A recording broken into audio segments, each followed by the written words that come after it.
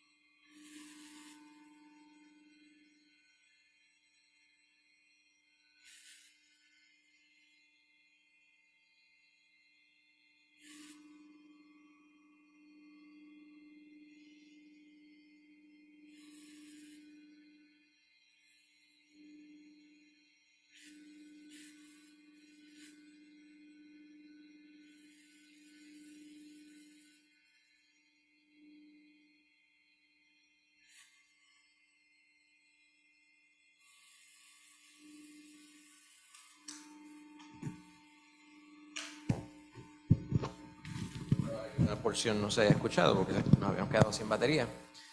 Pero estábamos leyendo de 2 de Pedro 3, versículos de 9. Cositas por aquí, tengo muchos bártulos aquí encima.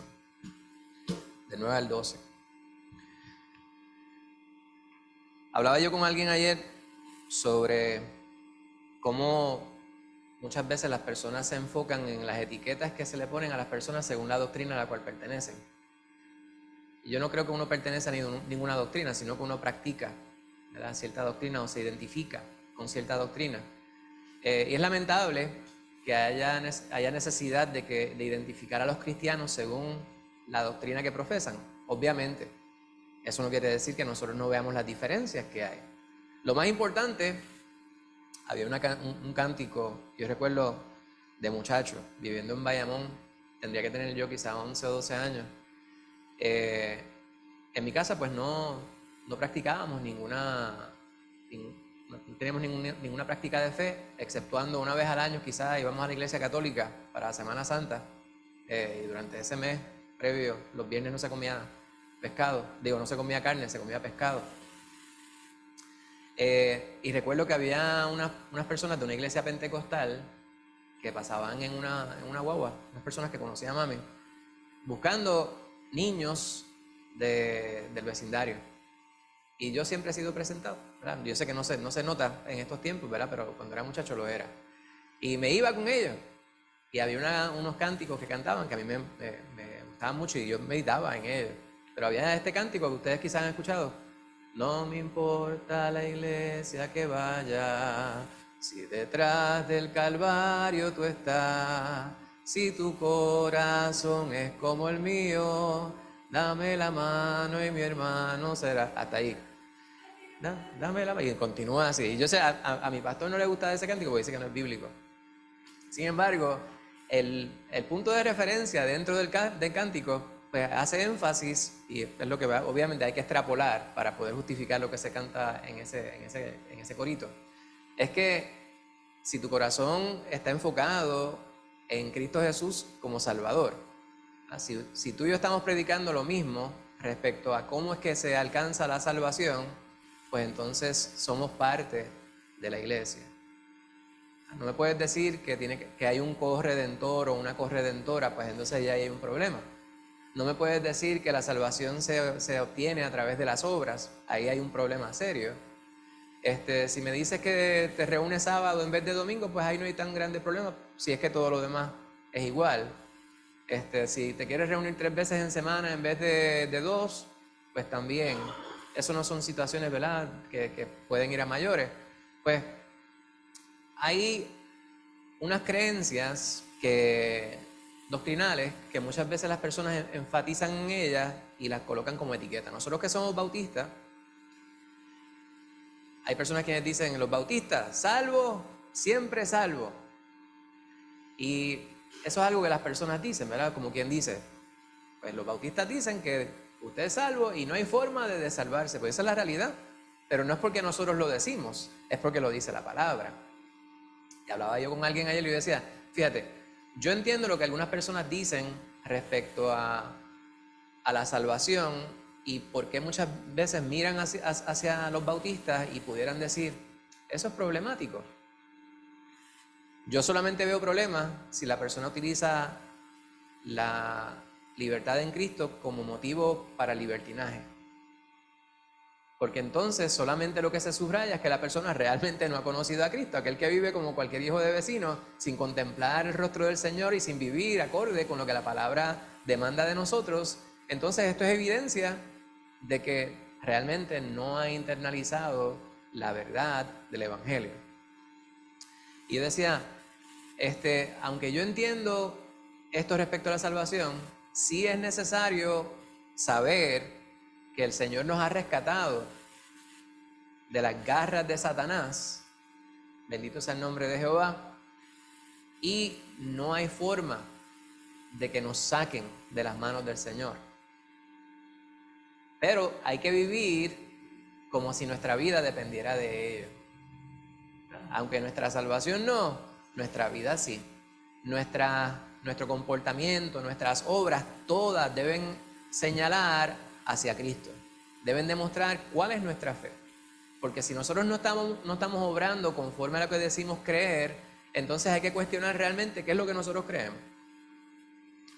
Pues yo traje una serie de versículos que pudieran considerarse un inventario, un catálogo de algunos versículos que pudiéramos utilizar y que utilizamos para sustentar lo que dice la palabra respecto a la salvación desde el punto de vista de nuestra doctrina. No hay forma de desalvarse, eso no es siquiera una palabra. Dice la palabra del Señor en Juan 5:24, dice: de cierto os digo, el que oye mi palabra y crea al que me envió, tiene vida eterna y no vendrá a condenación, mas ha pasado de muerte a vida. Juan registró en el capítulo 5, el versículo 24, esto que dijo nuestro Señor Jesucristo mismo: el que oye mi palabra y cree al que me envió, tiene vida eterna y no vendrá a condenación. La vida eterna, la palabra eterna en sí implica una continuidad perpetua, sin fin. Esa es la vida que nos promete el Señor. Obviamente, hay una condición, que es oír la palabra de Dios, porque es a través de la palabra de Dios que nosotros podemos conocer cuáles son los designios de Él mismo y cuál es la forma, el plan que ha diseñado Él para nuestra salvación, y tenemos que creer en Cristo Jesús, creer en aquel que está diciendo estas palabras. Allá en Primera de Juan, el capítulo 5, versículo 13, dice: estas cosas os he escrito a vosotros que creéis en el nombre del Hijo de Dios, para que sepáis que tenéis vida eterna, y para que creáis en el nombre del Hijo de Dios. En esta primera carta que redacta el apóstol Juan, está en ese penúltimo capítulo de la carta, subrayando la razón por la cual ha escrito esta carta, ha enviado esta carta. En ese último capítulo de la carta dice, y también dice Juan, estos próximos dos versículos también son del apóstol Juan: yo les doy vida eterna y no perecerán jamás, ni nadie las arrebatará de mi mano. Aquí Juan registra lo que dice nuestro Señor Jesús, y me parece que este versículo es bien importante. Cristo Jesús mismo está hablando sobre estas ovejas, ¿verdad? Estos seres, usted y yo, que le han sido dados al Señor. Algunas personas dicen, son los discípulos, son los apóstoles, pero la palabra del Señor, Juan mismo registra en ese primer capítulo del Evangelio, que aquellos quienes hemos creído en el nombre del unigénito Hijo de Dios, se nos ha dado la potestad de ser hechos hijos de Dios. Por lo tanto, a Él le pertenecemos, y Él mismo dice que nadie nos arrebatará de su mano. Y esto es claro, preciso y conciso. El versículo 3:16 de Juan no hay que citarlo porque todos ustedes lo conocen, ¿verdad? ¿Qué dice Juan 3:16? De tal manera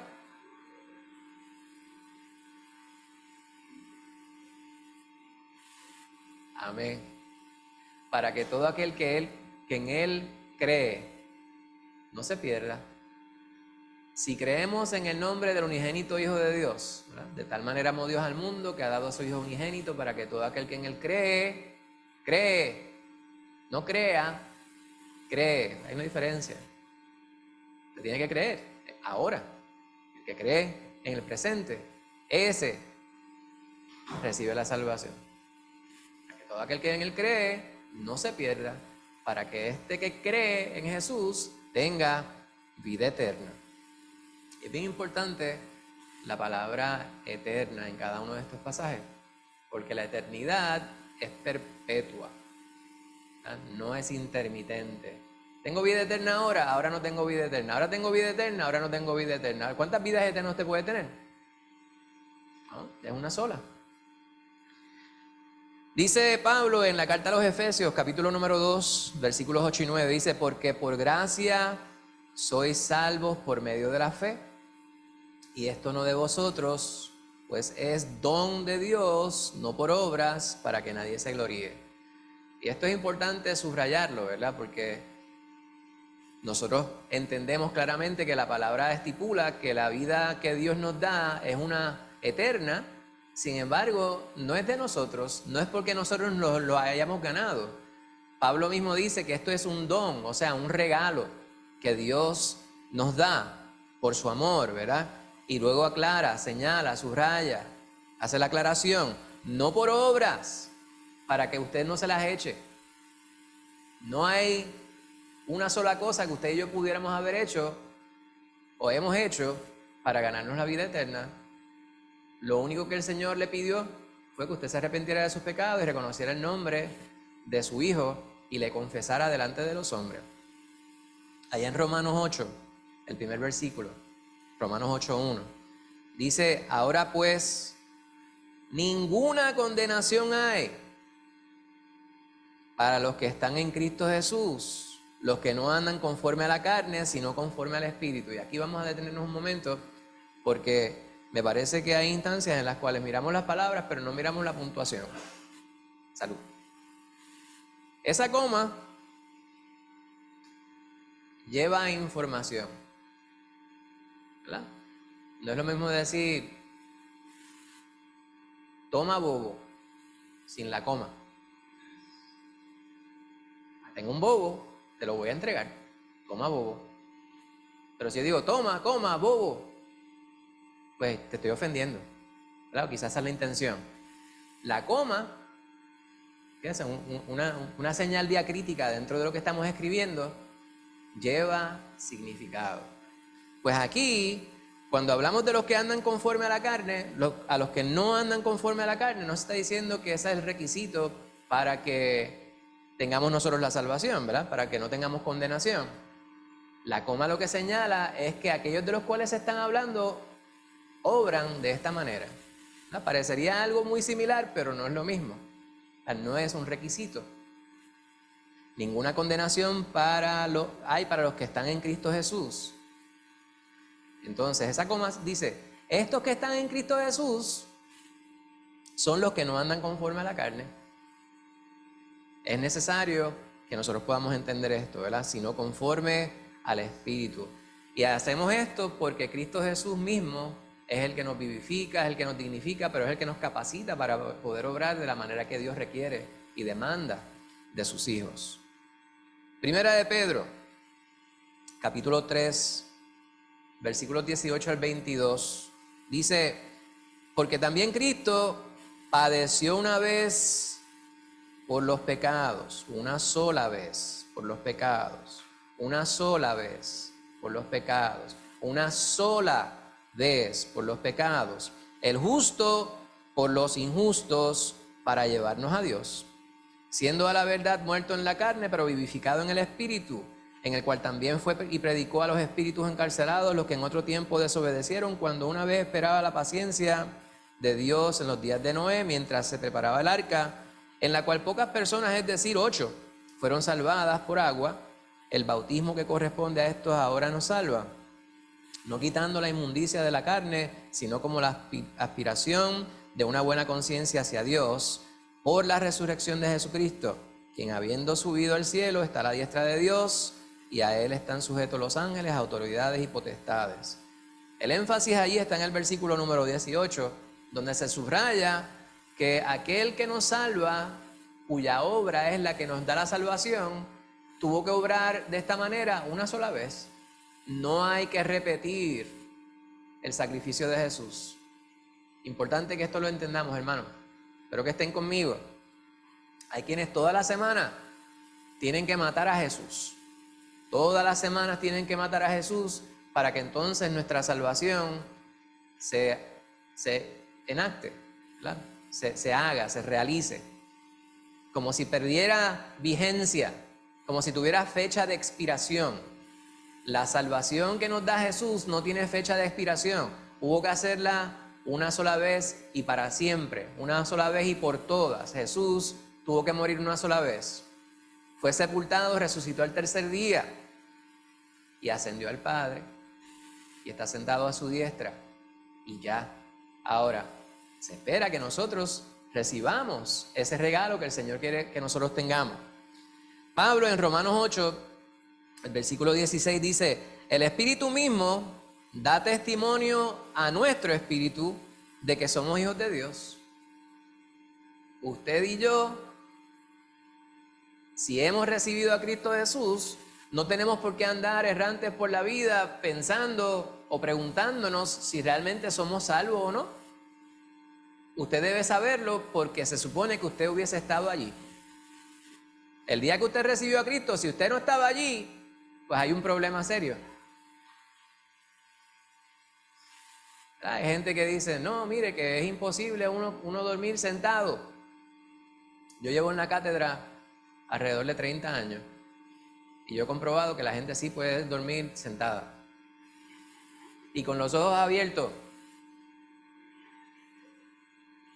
A veces y asentir con la cabeza no significa que realmente te estoy escuchando, ni siquiera que estoy de acuerdo contigo. Pues es necesario que nosotros estemos despiertos y es necesario que nosotros no andemos deslembados por ahí por el mundo, ni siquiera, y mucho menos preguntándonos si somos salvos o no. Usted debe saberlo, pero hermano, una de las cosas que yo siempre subrayo, ¿verdad? Y siempre este es un pasaje al cual yo regreso,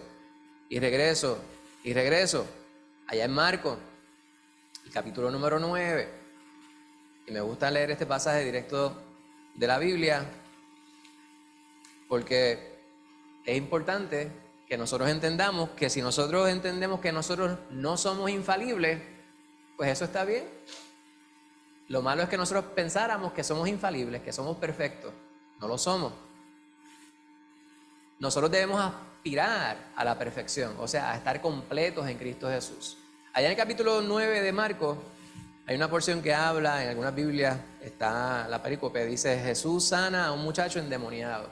Padres llega con su hijo al Señor y se queja de que los discípulos no han podido sacar este demonio que le está atormentando. Y el Señor de inmediato riposta: oh generación incrédula, ¿hasta cuándo he de estar con vosotros? ¿Hasta cuándo he de soportar? Traédmelo. Y el Señor le trae el muchacho. Y el Señor le pregunta: ¿y cuánto tiempo hace que sucede esto? Desde niño, le contesta el padre, y muchas veces le echan el fuego y en el agua para matarle, pero si puedes hacer algo, ten misericordia de nosotros y ayúdanos. Y nosotros leemos livianamente muchas veces la palabra, pero es necesario que nosotros entendamos cuál es el énfasis que se le da. El jueves estamos aquí orando. Algo sucede a veces en algunas iglesias, y yo digo que yo no soy una persona sensacionalista.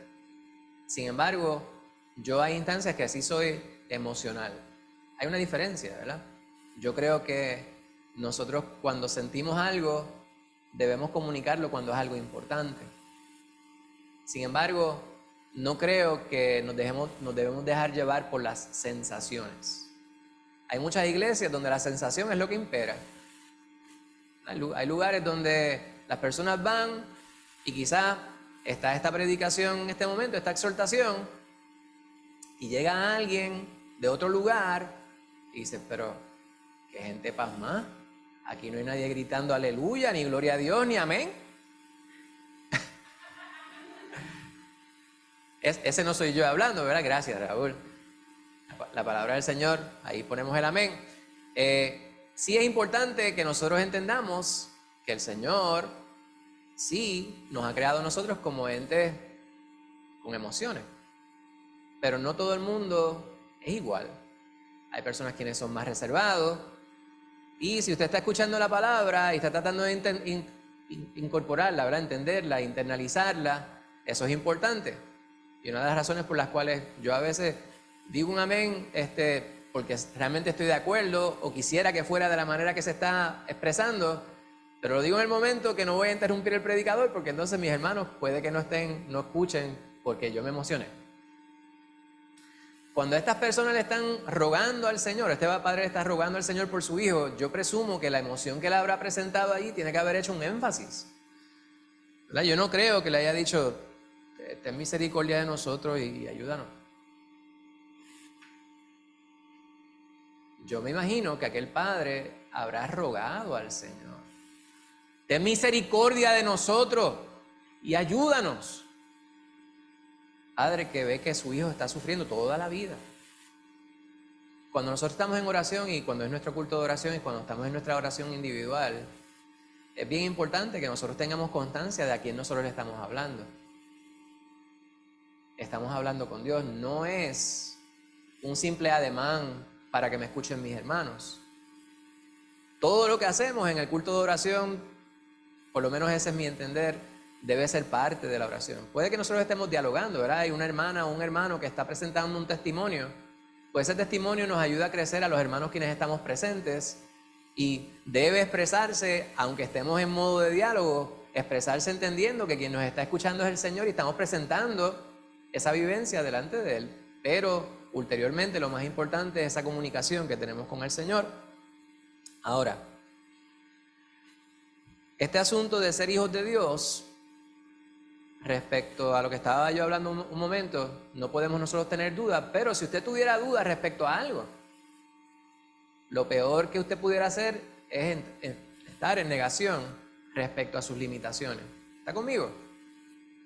Este padre, cuando Jesús le dice, si puedes creer, al que cree, todo le es posible, y el padre de inmediato le dice, creo, ayuda mi incredulidad. Esas tres palabras tienen un sentido tan y tan tremendo. Parecerían casi una contradicción, pero no lo son, ¿verdad? Están ahí casi paralelos a la dualidad del ser humano que presenta Pablo allá en Romanos, cuando dice, miserable de mí, que estoy preso en este cuerpo de muerte, que yo sé lo que debo hacer, pero eso es lo que yo no hago. Sé lo que no debo hacer y eso siempre es lo que termino haciendo. Pues esto es nuestra dualidad, ¿verdad? Tenemos esta doble personalidad, para así decirlo, de cierto modo. Pues hay una realidad en nuestra vida, es que nosotros creemos, pero hay instancias en las cuales nuestra fe tal vez no nos da. Y ese momento tenemos que asegurarnos de aferrarnos al Señor. Ese padre se sujeta del Señor y le dice, yo creo, ayuda a mi incredulidad. Yo sé que tú lo puedes sanar, pero hay algo en mí que queda con una duda. Y así somos, hermanos. Pero usted no tiene por qué sentirse mal por eso. Hay uno que es mucho más grande que tú. Hay uno que te ama y hay uno que dio su vida por ti. Hay uno que está pendiente a todas tus necesidades y está dispuesto para poder socorrerte en el momento difícil de tu vida. Ese del que estoy hablando yo, de nuestro Señor Jesucristo, por supuesto, es perpetuo, es eterno. Dice la palabra del Señor en Hechos 2, versículo 21, dice, y todo aquel que invocara el nombre del Señor será salvo. Y esto, una cita ya de Joel, el libro de Joel. Estoy presentando un inventario, como les dijera, sobre aquello en la palabra que sustenta nuestro entendimiento de por qué nuestra salvación es eterna. Nadie nos la quita. Esto para sustentar el hecho de que hay situaciones en nuestra vida que pudieran llevarnos a sentirnos demasiado cómodos. Pero voy a primero, antes de ir a ese punto, presentarle 2 o 3 versículos más y espero que algunos los estén anotando. Si se le queda alguno, después me puede preguntar. En Juan 10, versículos 27 al 30 dice, mis ovejas oyen mi voz y yo las conozco y me siguen y yo les doy vida eterna. Y no perecerán jamás, ni nadie las arrebata de mi mano. Mi Padre que me las dio es mayor que todos y nadie las puede arrebatar de la mano de mi Padre. Yo y el Padre uno somos. Y yo leo esto, hermano, y yo me emociono, porque yo sé en quién yo he creído, pero también conozco mis limitaciones. Hay una porción que nosotros conocemos de la palabra del Señor, cuando Pedro se presenta delante de Jesús y le dice, si yo tuviera que dar mi vida por seguirte, por estar contigo, yo lo hago. Y el Señor le dice, ay Pedro, lo que tú no sabes es que mañana, antes de que el gallo cante una vez, tú me habrás negado 3 veces. Y se dio exactamente como dijo el Señor.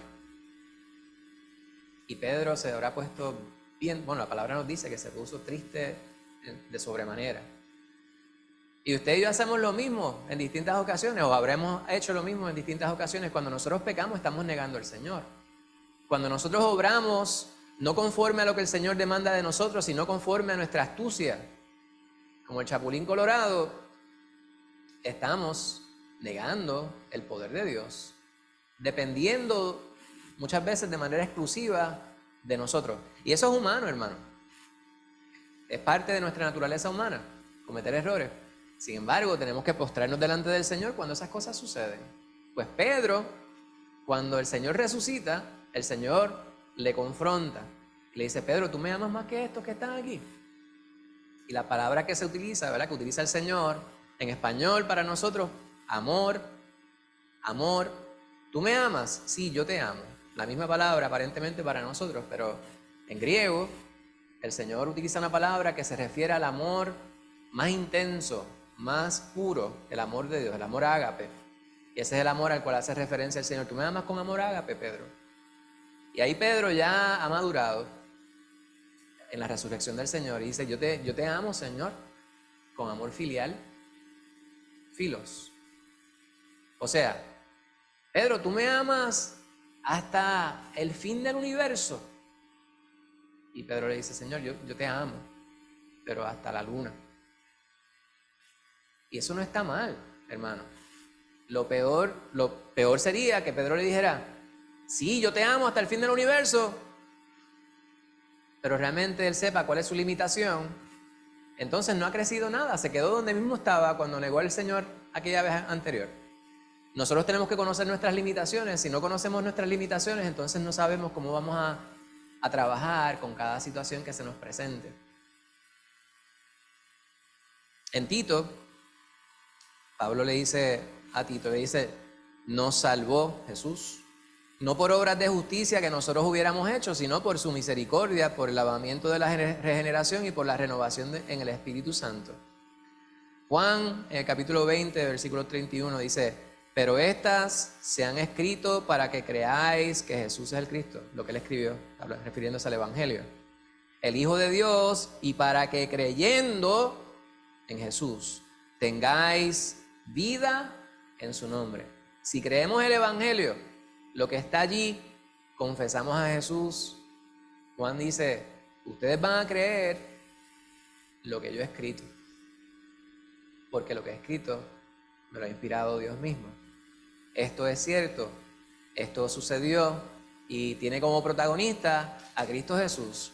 Creyendo la palabra, hallaremos al verdadero Dios. Entonces podremos tener franca entrada a su presencia. 3 versículos más, hermano. En 1 de Juan 3:20 dice, si nuestro corazón nos reprende, mayor que nuestro corazón es Dios y Él sabe todas las cosas. ¿Y qué tiene que ver esto con mi salvación? Bueno, pues usted sabe si usted está siendo sincero con el Señor o no. Usted sabe si usted cree. Yo no quiero que usted se me ofenda. La palabra dice que no están todos los que son, ni son todos los que están. Las iglesias, esta iglesia es pequeña, y yo quisiera pensar que todos los que estamos aquí hemos conocido verdaderamente al Señor. Y si a mí me preguntan, yo pues puedo dar fe de lo que yo veo, del testimonio que yo veo en su vida. Y yo me pido una carta de recomendación. A cualquiera de ustedes yo me atrevo a darle una carta de recomendación buena. A mí, semestralmente, llegan 4, 5, a veces 10 estudiantes a pedir cartas de recomendación. A veces estudiantes que cogieron clase conmigo hace 15 años. Y a veces me lo envían por correo electrónico. Estimado profesor Rivera, yo tomé clase con usted en el 1996.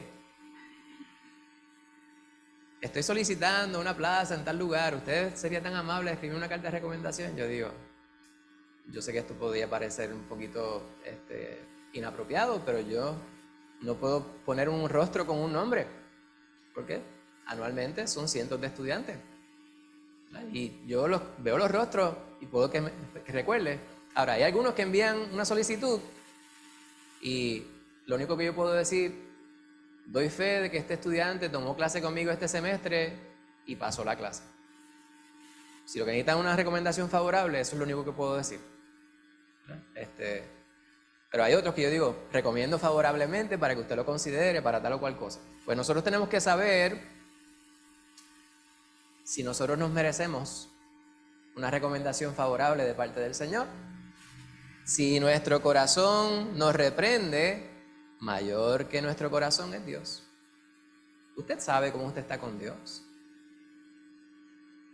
Y sabemos que no siempre estamos tan bien como quisiéramos estar. Todos los días fallamos. Yo no quiero que usted se me ponga triste ahora. Lo que quiero es que nosotros identifiquemos. Pues gloria a Dios, pues se lo estoy diciendo. Es necesario que nos pongamos al día con el Señor. Segunda de Timoteo, capítulo 1, versículo 12 dice, por lo cual asimismo padezco esto, pero no me avergüenzo. Porque yo sé a quién he creído. Y estoy seguro que es poderoso para guardar mi depósito para aquel día. Cristo Jesús es quien tiene poder. No es que yo sea tan bueno, no es que yo sea el cheche de la película, que yo me merezco que todas las cosas me vayan bien. No es que yo me merezco la salvación que Dios me ha prometido en Cristo Jesús, sino que yo he creído en aquel que puede darme la salvación. Y el último versículo en esa porción. Juan 6:39 dice, y esta es la voluntad del Padre, el que me envió, que de todo lo que me diere, no pierda yo nada, sino que lo resucite en el día postrero. Y eso lo dice nuestro Señor Jesucristo.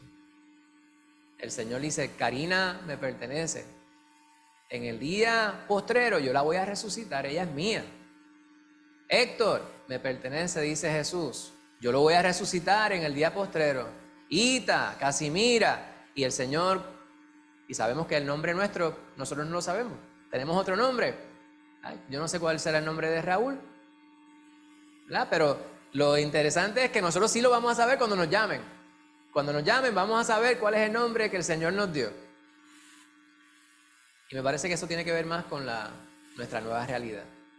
No tanto con el léxico, ¿verdad? Con la palabra como tal, sino con nuestra realidad, nuestra identidad. Cómo el Señor nos habrá de transformar completamente y seremos otra cosa. Ya lo que nosotros somos aquí no puede llamarse de la misma manera allá.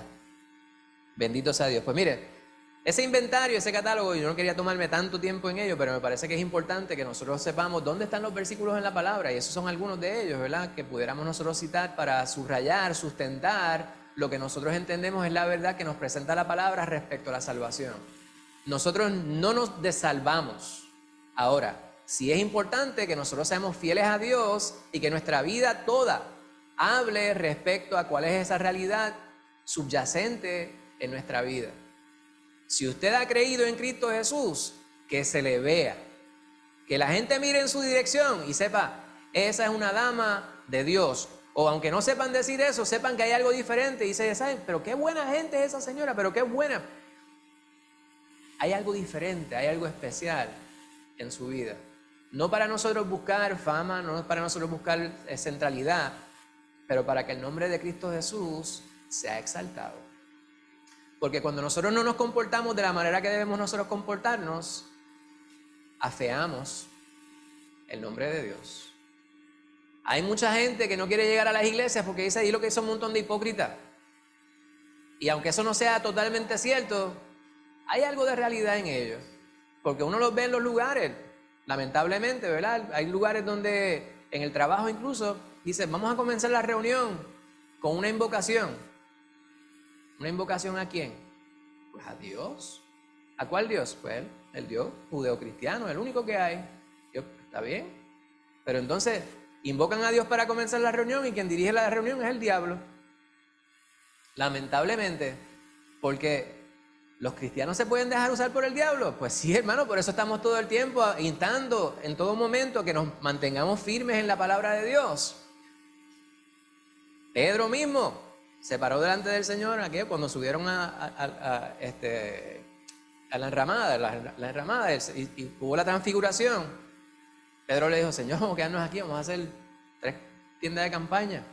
Él dice, quítate de mi frente, Satanás. Pero no era Satanás, era Pedro, pero estaba siendo utilizado por la humanidad, nuestra naturaleza, la cual es pecaminosa y la cual se desvía del plan de Dios. Muy bien, pues esa seguridad tenemos que estar todos claros que es lo que nos mantiene a nosotros en la dirección que Dios quiere. Una sola dirección sin hacer alusión a ningún tipo de este grupo musical. ¿Ya? Hay una sola dirección, nuestra dirección es hacia el Señor en todo momento. No porque nosotros seamos infalibles, sino porque el Señor es el que nos encamina, nos dignifica, nos dirige. Sin embargo, hay un peligro. Hay un peligro de sentirnos demasiado cómodos en nuestra salvación. Nosotros no debemos dejar de esforzarnos, hermano. Todos los días tenemos que hacer un esfuerzo consciente de seguir caminando en la dirección que el Señor demanda de nosotros. Y le pudiera dar 500 ejemplos de las formas en las cuales nosotros todos los días nos desviamos. Si usted permite que una situación del diario le robe el gozo y haga que usted esté más molesto que feliz, usted no se está esforzando lo suficiente. Si usted tiene una situación, un problema que le aqueja y usted permite que eso le robe la paz, usted no se está esforzando. Sí, es cierto, estas son situaciones que son problemas que pudieran ser fuerzas externas a nosotros. Sin embargo, si nosotros hemos creído en el Dios Todopoderoso, sabemos que podemos clamar a Él para que esta situación se resuelva. Y si no se resuelve en el momento que nosotros queremos, sabemos que la palabra nos dice que todo obra para bien para los que aman a Dios, esto para aquellos quienes son llamados conforme a su propósito. Así que puede que haya una situación que permee por mucho tiempo en su vida y esa situación puede que esté puesta ahí para que usted crezca, para que usted se fortalezca. No pain, no gain. Hay gente que tiene fe para 5 minutos, pero si usted tiene fe para 5 minutos y usted lo reconoce, pues gloria a Dios. El problema es que usted tenga fe para 5 minutos y usted piensa que tiene fe para 10 y medio. Hay gente que tiene fe para 3 meses. Y estoy hablando de verdad, de una manera abstracta respecto a cómo pudiéramos medir la fe. Hay personas quienes tienen situaciones que pueden vivir, hay un don, el don de la longanimidad. O sea, long suffering.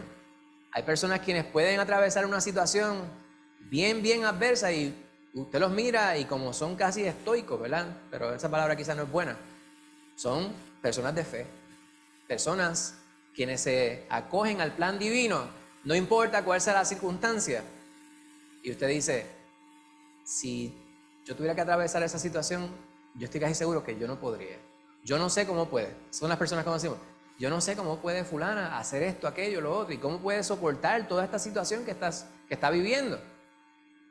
Esa es una fe larga, una fe grande.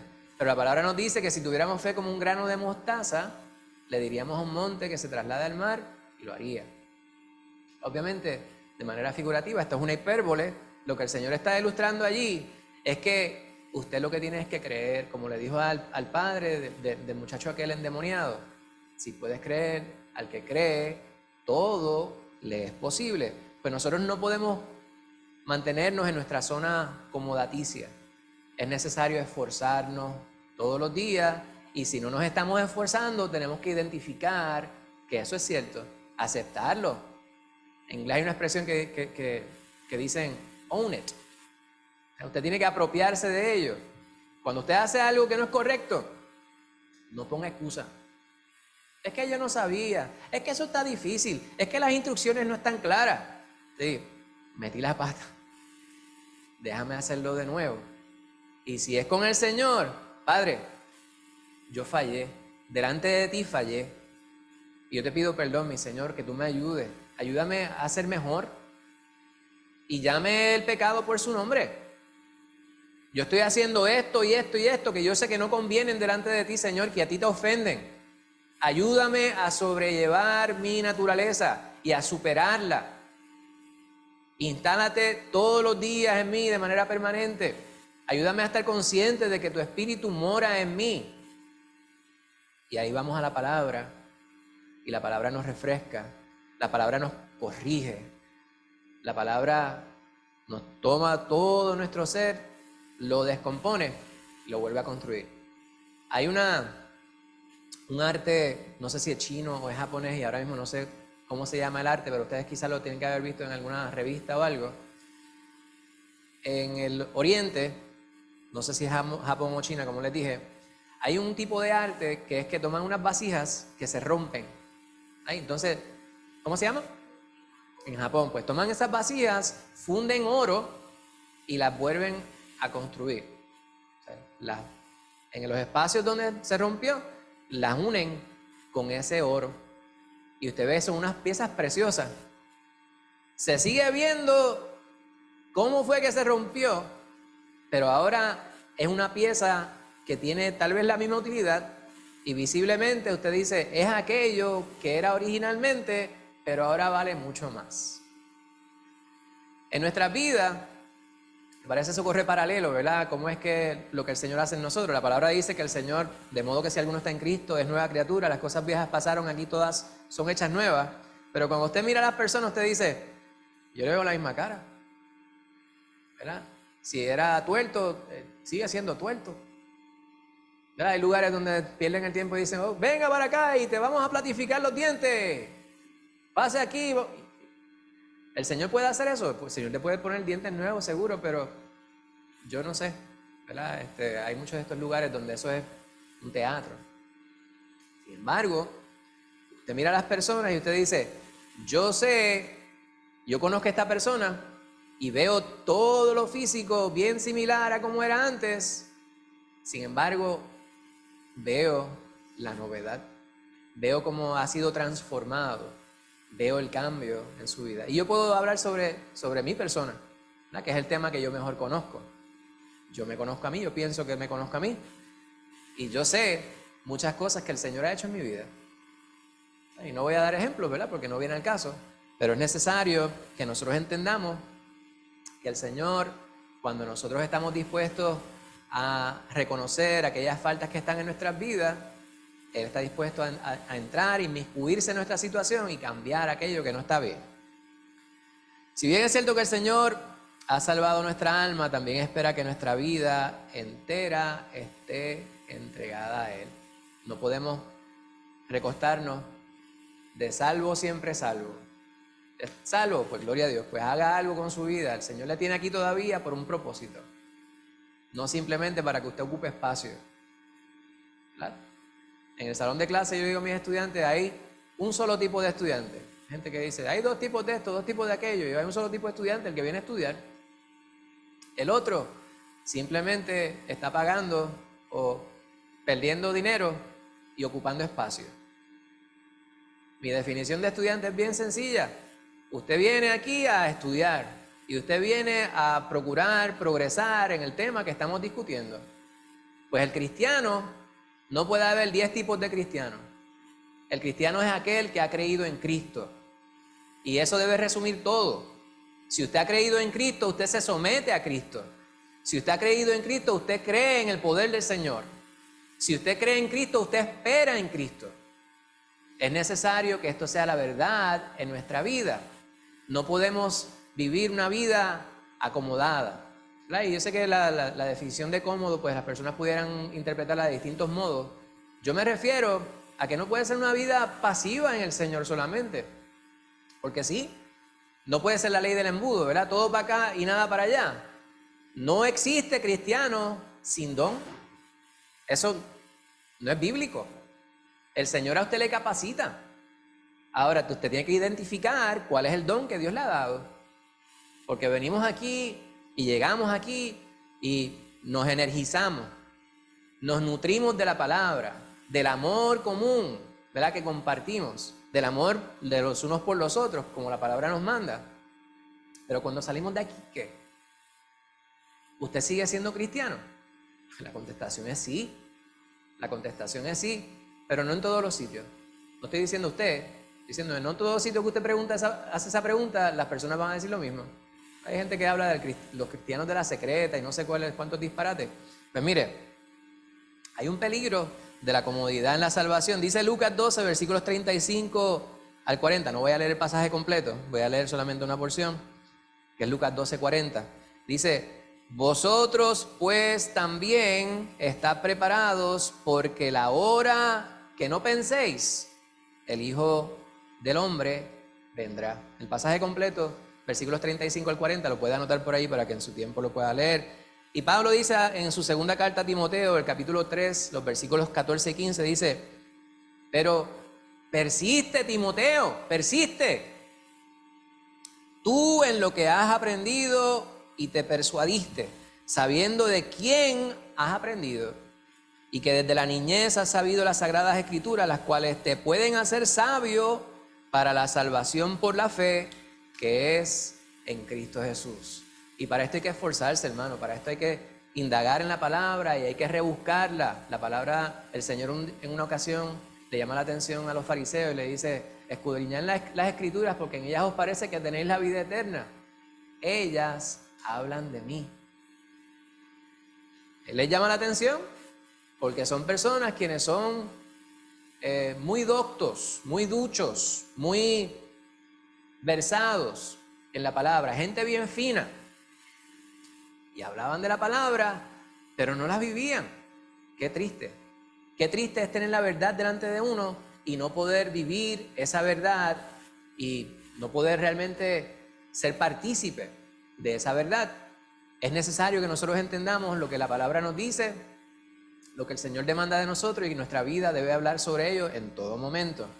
Segunda de Pedro, capítulo número 1, versículos 5 al 11, dice: vosotros también, poniendo toda diligencia por esto mismo, añadid a vuestra fe virtud, a la virtud conocimiento, al conocimiento dominio propio, al dominio propio añádale paciencia, a la paciencia añádale piedad, a la piedad añádale afecto fraternal. Fíjese que Pedro está haciendo otra enumeración similar a la que Pablo hace en Gálatas 5, versículo 22, ¿verdad?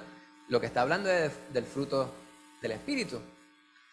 Y luego dice: y al afecto fraternal, amor. Y esta próxima porción es la parte más importante por la que yo quisiera centralizar. Dice: porque si estas cosas están en vosotros y abundan, no dejarán estar ociosos ni sin fruto. Esto es bien importante, hermano. Bien importante que nosotros sepamos lo que está diciendo Pedro allí. Está hablando, mire, usted enfoque en las cosas que son de arriba, las cosas que nos hacen a nosotros más similares a Jesús que distintos a Él. Todas esas cosas que mencionó, mira, conocimiento, dominio propio, paciencia, piedad, amor, afecto fraternal, amor.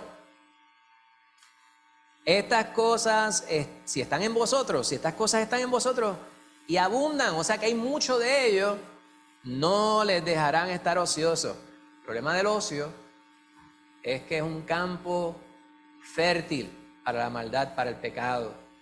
Cuando el ocio es tener nada, estar haciendo nada. Y a veces yo digo: ay, yo quisiera un ratito para hacer nada. Porque qué chévere, ¿verdad? Uno poder descansar un poquito. Hay veces que uno dice, porque hay días que uno está libre, como dicen por ahí, que no tiene que ir al trabajo, pero está la mente ahí. ¿Sabes qué hora yo me levanté hoy? Mi reloj no estaba puesto para esa hora.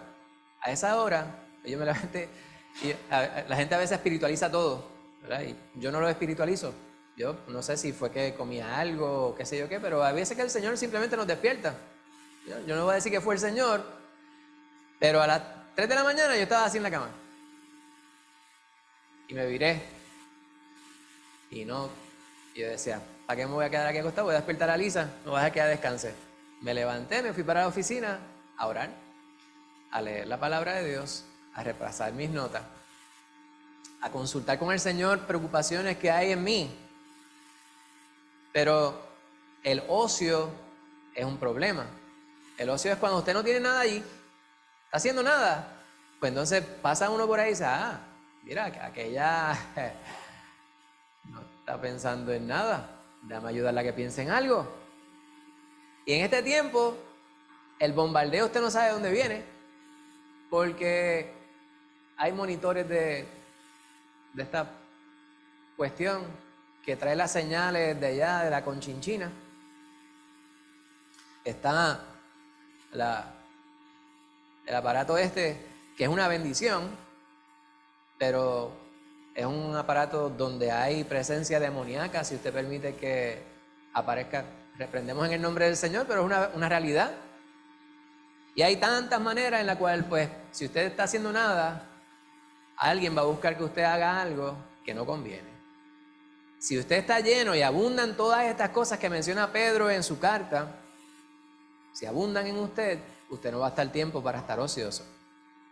Dice, en cuanto al conocimiento de nuestro Señor Jesucristo, o sea, no dejarán estar ociosos ni sin fruto en cuanto al conocimiento de Jesús, pero el que no tiene estas cosas tiene la vista muy corta, es ciego, habiendo olvidado la purificación de sus antiguos pecados, por lo cual, hermanos, tanto más procurad hacer firme vuestra vocación y elección, porque haciendo estas cosas no caeréis jamás. Y voy a detenerme ahí, porque hay un problema. Hay personas que dicen, tú ves, salvo siempre salvo, pero ¿cómo que caeréis? Pues la palabra caeréis es tallo, suena como tallo en griego. Y la palabra tallo en griego lo que significa literalmente es tropezar, caer, dar un traspié, o sea, resbalar. No es que usted va a dar marcha atrás, no es que usted se va a salvar, pero si usted ha vivido en Cristo más de 2 días, usted sabe que usted no siempre está igual de firme. Hay instancias en las cuales usted falla, hay gente que le saca el monstruo de momento. Usted vaya a una agencia de gobierno, haga fila por 3 horas para que una persona que esté ahí al frente le diga, ¿qué quiere? Ni buenos días, ni saludos, ¿cómo le puedo ayudar? ¿Qué quiere? Si es que le miran. Claro, no estoy diciendo que todos, le estoy dando un ejemplo hipotético, yo espero que eso no le suceda. Pues yo he tenido muy buenas experiencias en algunas agencias de gobierno, sin embargo, pues es el ejemplo que me vino a la mente. Usted va a un lugar por ahí que usted hace una compra y usted tiene que darle la gracia al que le está atendiendo a usted, al que usted le está dando el dinero. Muchas gracias. Y eso se quedan ahí como, ¿verdad? Nada, ni les afectó. Pues hay ciertas cosas que nos pasan en nuestro diario que pudieran hacernos tropezar. Pues mira, ya hermano, les he hablado sobre la seguridad de la salvación. El peligro de nosotros estar demasiado cómodos en la seguridad de nuestra salvación. Y ahora el énfasis es el que estábamos considerando en el pasaje principal, que era en 2 de Pedro, capítulo 3, versículos 9 al 12. Y les recuerdo el título de la exhortación: ¡Despierta! Hay que prepararse para la batalla. El día del Señor está cerca. Habiendo sido soldado por mucho tiempo, había alguien que me decía, tú nunca fuiste soldado, tú no eras ni punto de remache. Pero yo sí estuve con la reserva del ejército unos 15 años. Y hay muchas ideas, ¿verdad?, que a veces uno dice, hay paralelo entre lo que hacemos en el Señor con una filosofía del ejército, obviamente, no toda. Sí, yo portaba un uniforme y lo hacía sabiendo que estaba cumpliendo con un deber. Y lo hacía a gusto porque yo pensaba realmente en lo que estaba haciendo. El soldado, cuando se entrena para la batalla. Y yo creo que no hay alguien que desee la paz, o sea, la ausencia de guerra, más que un soldado. Porque el soldado es el que tiene que ir a llevar su cuerpo para defender. Y está dispuesto a morir si es necesario, el verdadero soldado. A morir si es necesario por aquellos quienes aman. Cuando yo ponía mi uniforme, yo sabía que mi esposa, mis hijos, mis familiares, mis hermanos en la fe, yo iba y si tenía que dar la vida por una causa justa en contra de los tiranos, estaba dispuesto a hacerlo. Hay muchas personas quienes dicen, pues hay un problema con eso. Ese no es el tema, ¿verdad?, de lo que estamos enfocando. Pero el título tiene que ver precisamente con cómo nosotros, como hijos de Dios, somos soldados en esta batalla contra las huestes malignas. Nosotros tenemos que estar alerta en todo momento. Lorimar estaba hablando sobre ser buen soldado, estar firme, estar pendiente, estar alerta. Tenemos que estar despiertos y hay que prepararnos para la batalla. Pues algo que tenemos que saber es que el enemigo está cerca, pero también hay una misión que cumplir y el tiempo se va agotando. El día de Dios se acerca. En 2 de Pedro 3, les repito el versículo central de la exhortación, es 2 de Pedro 3:10, pero el día del Señor vendrá como ladrón en la noche, en el cual los cielos pasarán con gran estruendo y los elementos ardiendo serán deshechos y la tierra y las obras que hay en ella serán quemadas. 2 de Tesalonicenses, quisiera que vayan ahí conmigo brevemente. Hay un pasaje que también habla sobre el día del Señor. 2 de Tesalonicenses, capítulo 2, versículos 1 y 2 dice: pero con respecto a la venida de nuestro Señor Jesucristo y nuestra reunión con Él, os rogamos, hermanos, que no os dejéis mover fácilmente de vuestro modo de pensar, ni os conturbéis ni por espíritu, ni por palabra, ni por carta, como si fuera nuestra, en el sentido de que el día del Señor está cerca. Hay señales que se tienen que cumplir. Vendrá la apostasía. Vemos cada día más, ¿verdad?, que hay menos gente. Hay lugares que se llenan, pero usted se asoma allí y dice: este no es el evangelio. Esto es otra cosa, pero no es el evangelio.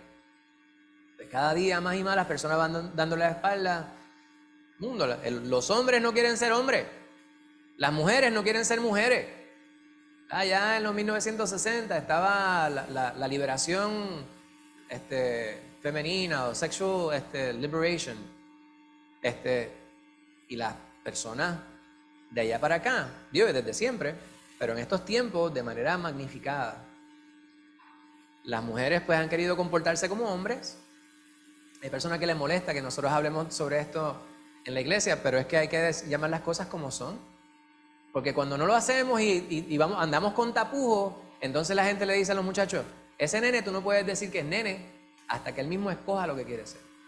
No, los nenes son nenes y los papás tienen que asegurarse de comportarse como varones delante de ellos. Y las mamás tienen que permitir que los varones, los papás, sean los varones de la casa para que el niño tenga modelaje. Raúl el otro día estaba casualmente iba con Karina en el carro. Y yo digo: yo conozco esta voz. Y era Raúl un martes, estaba hablando en una radioemisora. Estaban en el culto y nosotros veníamos de la universidad después de las 7 de la noche. Y estaba él hablando en esa emisora, hablando sobre este caso que está hoy día de boga, el transgenderism, ¿verdad?, las transgénero. Y cómo en distintos lugares las leyes ahora permiten que sea el Estado que tenga patria potestad sobre el niño cuando el niño quiere identificar lo que sea. No voy a hablar, ¿verdad?, muchos detalles porque ellos son esponjas. Pero esto es un problema, hermano. Las generaciones las llaman de distintas maneras. La generación que está ahora, la generación Z. Esa generación, dicen que el 25%, el 20% se identifica como LGBTQIA+. Esas son las siglas, ¿verdad? Y a veces nosotros, en un tono jocoso, pero con molesto, a veces utilizamos estas expresiones. A veces, no. Tienen unas letras específicas, cada una de esas letras tiene un significado. Y yo les exhorto, hermano, y de hecho un día tendremos una conferencia, ¿verdad? Y quizás podemos crear una conferencia aquí para ilustrarnos respecto al tema, y me parece que es muy importante. Cada día aparece más literatura y más personas quienes hablan sobre ello, pero no son suficientes. Mencioné a Raúl, pero quizás si usted quiere acercarse a él más tarde, yo sé que él un poquito, a veces parece tímido, porque él también es un hombre de pocas palabras. Pero estoy seguro que pudiera recomendarle distintos recursos para que nosotros podamos ver. Estamos en un tiempo, hermano, que es difícil. Un tiempo que las personas necesitan más y más que haya gente arrojada por el Señor, dispuestos a dar la batalla porque el Señor ya viene. ¿Cuándo viene? Pues nosotros quisiéramos que se tardara un poco más porque hay gente que nosotros amamos que todavía no conocen al Señor, pero Cuando diga el Señor a venir, es como dice Pedro, será como ladrón en la noche. Es necesario que nosotros no nos dejemos mover. No voy a ir a Joel, ¿verdad?, que originalmente era el pasaje que quería que nosotros consideráramos, pero ya el tiempo avanza. Les exhorto a que usted lea Joel. Joel, el profeta Joel, en el Antiguo Testamento, es el primer momento en el cual se habla sobre el día del Señor de la manera que lo estamos considerando nosotros aquí. En Abdías 15, pues se menciona por primera vez de manera cronológica en el Antiguo Testamento, pero en Joel se habla sobre la venida del Señor, ese gran día del Señor, y enfocando principalmente, obviamente, en el pueblo de Dios. Habla sobre el juicio de Dios sobre su pueblo, el juicio de Dios sobre las naciones y la purificación y restauración de su pueblo mediante sufrimiento intenso.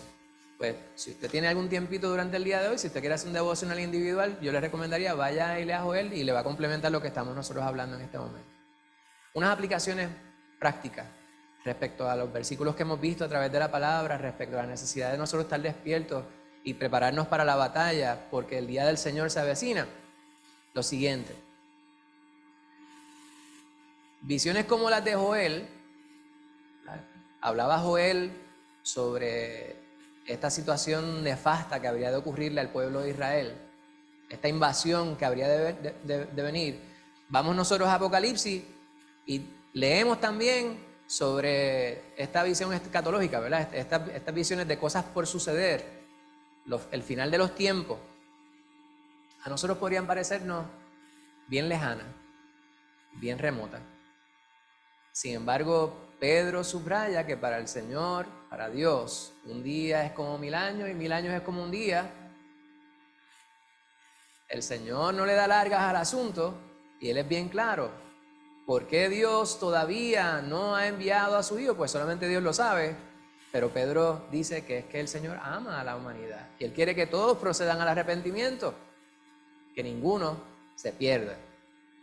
Sin embargo, estas imágenes, aunque parecerían lejanas, deben servir para despertarnos a nosotros, para despabilarnos, hermanos, para nosotros estar alertas y irnos preparando. Cuando hay una expresión, yo le decía a mi yerno ayer, a quien yo amo muchísimo, estaba hablando con Jovan allá en Cagua, y estuvimos hablando mucho tiempo y hablando sobre la palabra, y fue una conversación hermosa, ¿verdad? Hace mucho tiempo no compartía con él tanto. Y una de las expresiones que yo le decía, algo que respecto a las palabras, que a mí me parece que las personas no entienden muy bien, es que hay expresiones como estás perdiendo el tiempo. Realmente no entendemos lo severo, lo serio de esa expresión, porque perder el tiempo no es simplemente que estás haciendo nada, es que el tiempo que transcurrió ya tú no le puedes dar marcha atrás. Cuando pasa el tiempo, hay instancias en las cuales uno dice, ay, yo hubiera hecho esto, aquello, lo otro, ¿verdad? Hace 2 semanas atrás en la universidad, era la última semana del semestre. Yo la llamo la semana de los fantasmas y los milagros. Aparecen todos los estudiantes que yo no había visto en el semestre y todos ellos quieren que yo les resuelva. Yo le digo, yo les amo, yo le digo a mis estudiantes que yo los amo. Yo te amo, y como yo te amo, yo no te voy a hacer el daño de darte esa ayudita que tú me estás pidiendo. Coge la clase de nuevo para que aprenda. Pero y para que aprenda no es para que aprenda del tema, es para que aprenda a no ser irresponsable. Las dos cosas. Pues cuando se pierde el tiempo no lo podemos retomar, no lo podemos recuperar. En Cristo es así, hermano. En Cristo es así, hermano. En Cristo es así, hermano. Es necesario estar despiertos para el Señor. Si usted tiene tiempo para invertir, haga algo que sea constructivo para usted. Yo hablaba con alguien otro día también y yo decía, a mí me gusta fondear, correr. Es el ejercicio que a mí más me gusta y a Raúl también le gusta y últimamente está bajando de peso. A mí me gusta correr. Entonces, había un tiempo que yo tenía que escuchar música para correr, ahora no. Ahora yo puedo correr o caminar y voy escuchando algo que me edifica. Pongo los audífonos y hay instancias que me pongo los audífonos, me voy por el paseo lineal en Isabela, veo la playa, veo la naturaleza y voy corriendo y orando y hablándole al Señor. Entonces, si tengo 1 hora para correr, no estoy corriendo últimamente, pero voy a correr próximamente, pero caminando, voy diciendo, Padre, tú sabes que hoy Ita la van a intervenir. Y habíamos mucho orando por Ita ese día. Y por cada uno de ustedes, hermanos. Y los rostros vienen a la mente. Y si uno conoce a alguien, el vecino, que usted no le sabe el nombre, pero mire, padre, el vecino que está en la casa, eso es tiempo bien invertido. ¿Para qué usted se va a poner a ver una novela turca? Por sana que pudiera decir que es. No pierda el tiempo. Haga algo que edifica. ¿Por qué? Porque el tiempo se acorta. El Señor está a la vuelta de la esquina. ¿Cuán cómodo te sientes en el mundo? Una pregunta para que usted se la lleve. ¿Usted se siente demasiado cómodo? ¿Estás dispuesto a dar la batalla? Voy a terminar con un pasaje con el cual mi sobrino comenzó el estudio de esta mañana. En Efesios 6, versículos 10 al 13 dice: por lo demás, hermanos míos, fortaleceos en el Señor y en el poder de su fuerza, vestidos de toda la armadura de Dios para que podáis estar firmes contra las acechanzas del diablo. Y este es el énfasis. Porque no tenemos lucha contra sangre y carne, sino contra principados, contra potestades, contra los gobernantes de las tinieblas de este siglo, contra huestes espirituales de maldad en las regiones celestes. Por tanto, tomad la armadura de Dios para que podáis resistir en el día malo y habiendo acabado todo, estar firme. Vamos a orar. Santo Dios y Padre Celestial, te bendecimos, mi Señor. Gracias por tu poder y tu bondad y tu misericordia y tu compasión en nuestras vidas, mi Señor. Gracias por cada instancia en la cual tú te revelas a nuestras vidas a través de tu palabra, a través de la palabra de amor de un hermano, a través de la palabra de corrección de algún hermano, alguien que nos ama. Gracias, mi Señor, por tanta bendición inmerecida. Perdónanos, mi Señor, por lo ingrato que en algunas instancias podemos ser nosotros cuando no te consideramos en lo que tú has hecho por nosotros, mi Señor. No nos permitas nunca olvidar nuestra salvación y lo que te costó a ti, mi Señor. Bendícenos, oh Padre, y dirígenos cada día a poder ser aquellos hijos que tú quieres que seamos. Mira a todos los que estamos presentes aquí, mi Señor, y de manera extensiva a todos aquellos quienes amamos, aquellos que son nuestros familiares, aquellos de nuestra familia que conoce a Cristo Jesús y los que no. Te pedimos que tú seas propicio, mi Señor, este día a cada necesidad. Ayúdanos ahora, mi Señor, a internalizar esta palabra, grábala en nuestras mentes y en nuestros corazones para que podamos nosotros exaltar tu nombre en todo momento, mi Señor. Llévanos de este lugar con bien, protégenos en el camino y permítenos estar en paz, en comunión, en lo que resta de día, contemplando tu rostro, mi Señor, en todo lo que a ti te plazca. En el nombre de Cristo Jesús te lo imploramos. Amén. Que Dios les bendiga, hermano. Saluda a su hermano.